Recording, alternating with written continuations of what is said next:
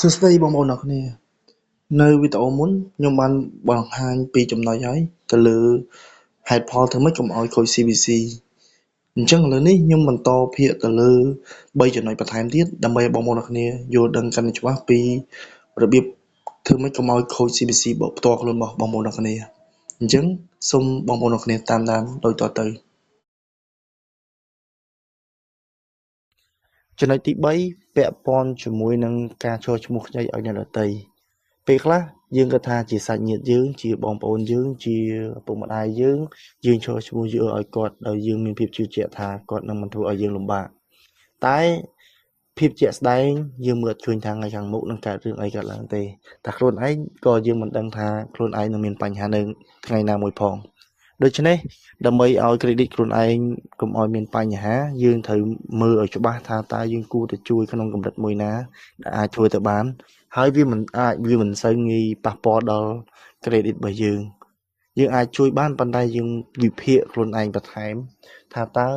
ចំណូលពួកគាត់ដែលយើងត្រូវចូលឈ្មោះឲ្យហ្នឹងអាចនឹងប៉ះពាល់ដល់យើងដែរទេ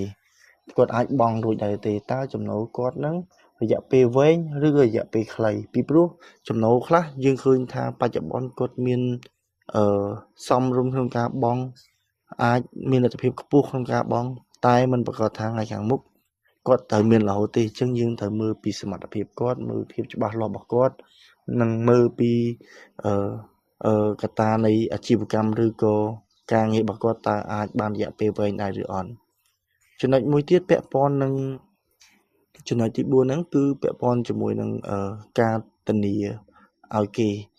ការធានាឲ្យគេក៏យើងមិនអាចចេះតែធានាទាំងបានប្រយោជន៍តិចតួចឬក៏មិនបានក៏ដោយយើងចិត្តតែហ៊ានធានានឹងក៏ជាបញ្ហាមួយដែរវាពាក់ព័ន្ធនឹង credit យើងដែរ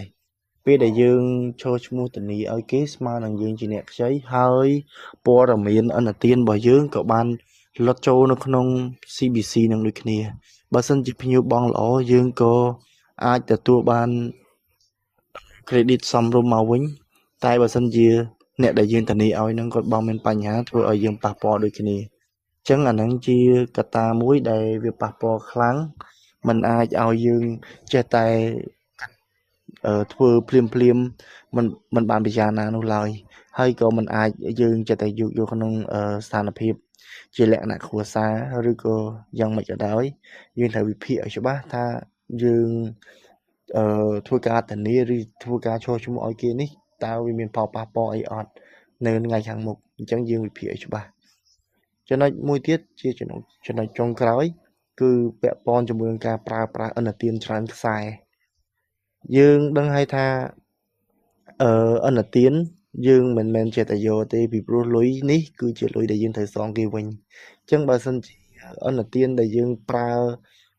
ច្រើនខ្សែធ្វើឲ្យការបង់របស់យើងក៏ច្រើនដូចគ្នាការបង់ច្រើនបើសិនយើងមានលទ្ធភាពល្អអាចបង់ទៅកើតវាជាចំណុចមួយល្អអត់សូវមានបញ្ហាទេតែបើសិនជា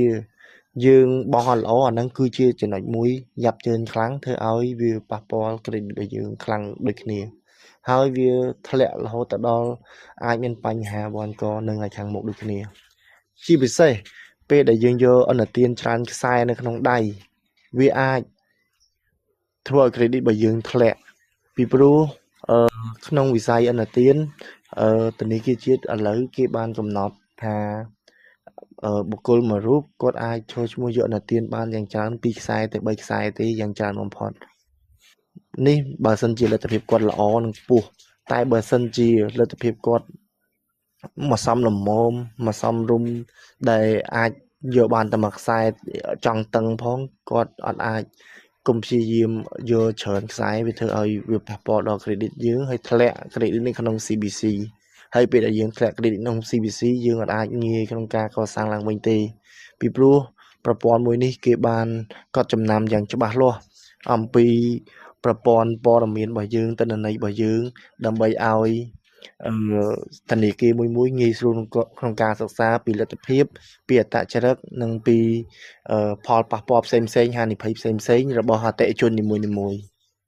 នេះជាចំណុចមួយដែលខ្ញុំចង់ចែករំលែកខ្ញុំគិតថាវាជាគំនិតមួយជ្រុងដែលធ្វើឲ្យអ្នកទាំងអស់គ្នាមានភាពរឹងមាំនិងមានភាពខ្លាំងក្នុងវិស័យហិរញ្ញវត្ថុរបស់បងប្អូនទាំងគ្នា ហើយក៏ជាគំនិតមួយជ្រុងដើម្បីឲ្យបងប្អូនទាំងនេះយល់ដឹងពីប្រព័ន្ធធនាគារដូចគ្នាចឹងដើម្បីឲ្យបងប្អូនទាំងគ្នាមានភាពរីកចម្រើនខ្លាំងបងប្អូនទាំងគ្នាត្រូវគិតពិចារណាឲ្យបានច្បាស់ទៅលើ5ចំណុចនេះខ្ញុំរំលឹកឡើងវិញទី1កុំឲ្យគេឆែកCBC យើងផ្ដេសផ្ដាស់ទី2កុំព្យាយាមឲ្យខ្លួនឯងយឺតយ៉ាវទី3កុំឈរឈ្មោះឲ្យអ្នកដទៃទី4កុំធានាឥណទានឲ្យអ្នកដទៃនិងទី5កុំយកឥណទានច្រើនខ្សែអញ្ចឹងទាំងអស់នេះគឺជាចំណុចដែលអ្នកទាំងអស់គ្នាត្រូវចងចាំហើយអ្នកទាំងអស់គ្នានឹងទទួលបានអត្ថប្រយោជន៍ល្អៗសម្រាប់ការប្រើប្រាស់ឥណទាននៅថ្ងៃខាងមុខអរគុណសម្រាប់ការតាមដានស្ដាប់របស់អ្នកទាំងអស់គ្នាបើបងប្អូនទាំងអស់គ្នាមានចម្ងល់អីនិងមានមតិអីចង់ comment បន្ថែមបងប្អូនទាំងអស់គ្នាអាច comment នៅខាងក្រោមហើយខ្ញុំនឹងព្យាយាមដកស្រង់នៅគំនិតល្អៗនិងចំណេះដឹងថ្មីៗដើម្បីចែកម្លែកជូនដល់បងប្អូនទាំងអស់គ្នាជាបន្តទៀតអរគុណសម្រាប់ការតាមដានរបស់បងប្អូនទាំងអស់គ្នាអរគុណជម្រាបលា